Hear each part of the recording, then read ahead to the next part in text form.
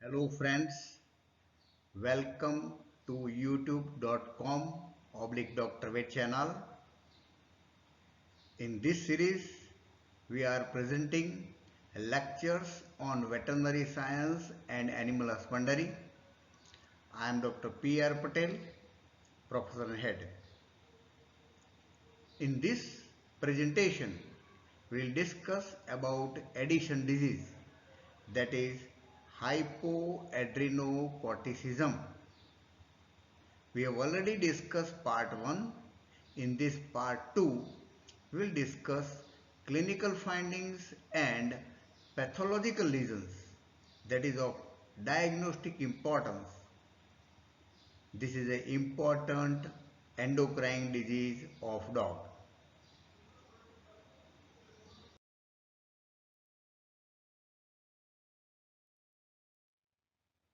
Friends, here we see clinical findings of Addison disease. The isolated mineralocorticoid insufficiency is comparatively very rare. Similarly, isolated glucocorticoid insufficiency Addison disease is probably underdiagnosed because the symptoms are very vague. All clinical signs are vague signs. So it is difficult to provide the diagnosis, especially insufficiency of glucocorticoid. The signs are also fluctuating, either increase or decrease over a period.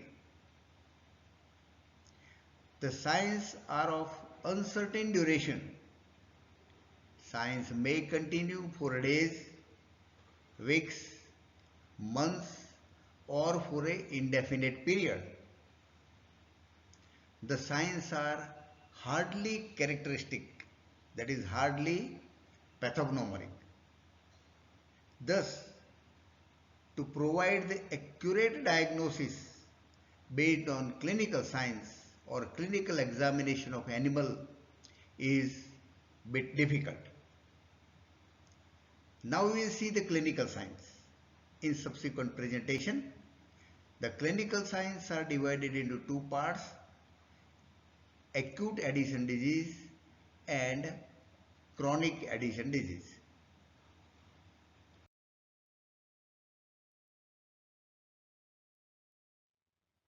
Friends, here we see acute symptoms of Addison disease. The acute symptoms are due to acute adrenal failure, and symptoms are very acute and severe, so it is called as Addison crisis. It is an emergency. In acute cases, there is severe diarrhea, vomiting, abdominal pain, anorexia. So because of this diarrhea and vomiting, the fluid loss is great. That causes dehydration of the dog. And because of the loss of this water, there is loss of weight also.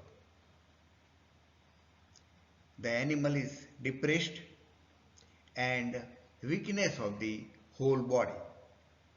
The result is because of the severe dehydration.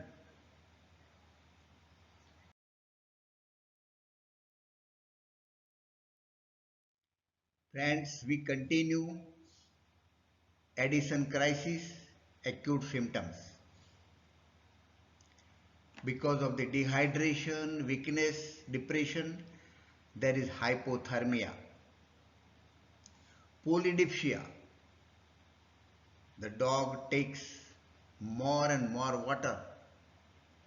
There is increased thirst because of the dehydration. Polyuria. When the animal takes more water, at the same time, there is effect on diuretic hormone, and there is increased water excretion by the kidney due to decreased reabsorption of sodium and chloride. That results into the polyuria. The effect of mineralocorticoid, that is decreased resorption of the sodium. When there is dehydration, severe dehydration, there is acute renal failure and clinician find anuria. Due to dehydration, there is decreased blood pressure. The pulse become very weak.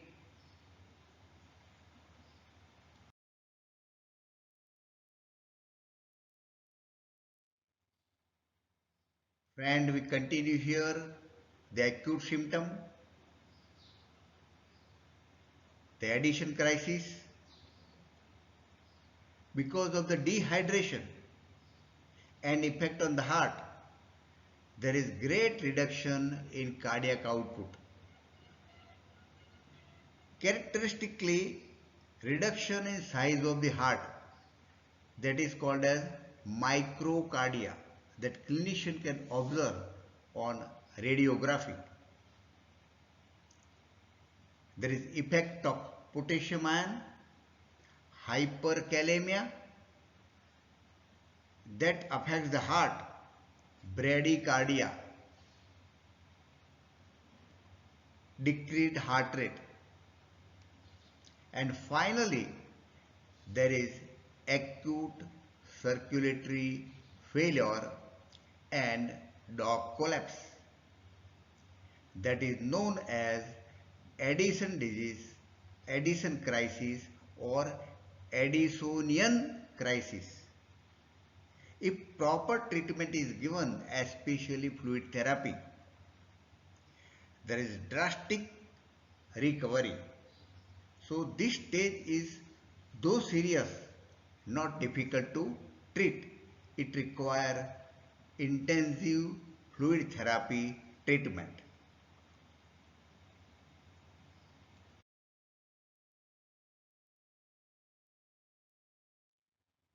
Friends, we have seen acute symptoms, acute crisis, that is called as Addison crisis. Now here we will see the chronic symptoms. There is a development of clinical signs, and but that goes frequently unobserved because the symptoms are very vague. We have already seen that. There are frequent signs of gastroenteritis, diarrhea, vomiting, abdominal pain, anorexia. So gastroenteritis symptoms are frequently. Sometimes animal become normal, again the signs of this gastroenteritis is observed. There is a great muscular weakness because of the hyperkalemia and hyponatremia. More potassium level, less sodium level. Generally, the clinical signs are similar to those seen in dogs with deficiency of both the hormone, glucocorticoid and mineralocorticoid. So mixture of signs of these two hormones are observed. But sometimes individual deficiency may also cause the symptoms.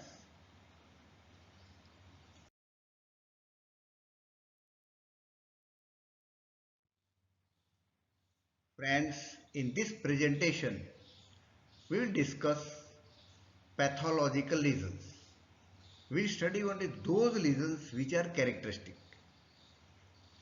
The lesions are divided in two parts. One, adrenocortical lesions and pituitary lesions. Because the The Addison disease is caused by primary disease of adrenocortex and secondary, that is pituitary. So there are two groups of lesions: idiopathic adrenal cortical atrophy. So here there is atrophy of the cortex, adrenal cortex. The second group of lesions, that is the lesions in the pituitary gland. Now here we see idiopathic adrenal cortical atrophy. Here we see only the characteristic lesions. There is bilateral lesions. The lesions are observed in both the glands. Bilateral idiopathic adrenocortical atrophy. There is atrophy of the adrenal cortex, and these lesions are most common in dogs. The atrophy of the adrenal cortex is to such an extent that the size of the adrenal gland, especially adrenal cortex, reduced to 1/10 size. So size reduced to a great extent. All three zones of the adrenal cortex shows the atrophy and clear-cut decrease in the thickness. That is diagnostic. Comparatively, adrenal medulla and capsule are normal. So they are seen more prominent. Because medulla and capsule are normal, the cortex is atrophied, characteristic lesion. When there is cause is adrenal cortex, the pituitary lesions are absent.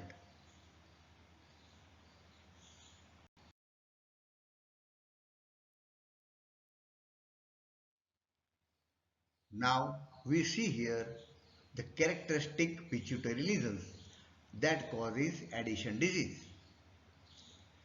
There is presence of destructive pituitary lesion. There is destruction of the secretory tissue of the pituitary. Because of this destruction of the pituitary, there is a decrease of ACTH secretion. It is clear.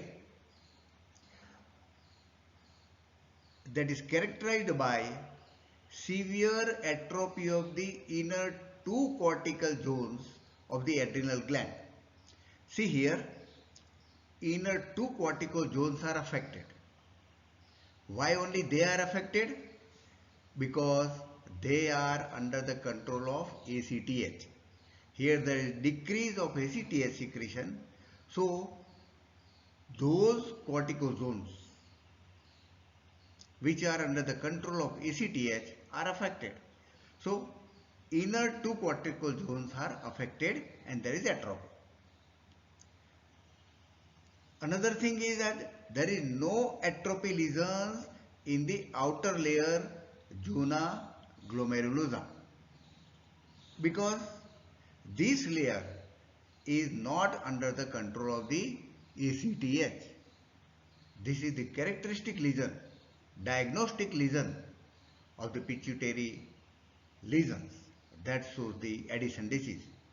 That means the atrophy of the two inner zones of the adrenal gland and the outer zone glomerulosa is a normal.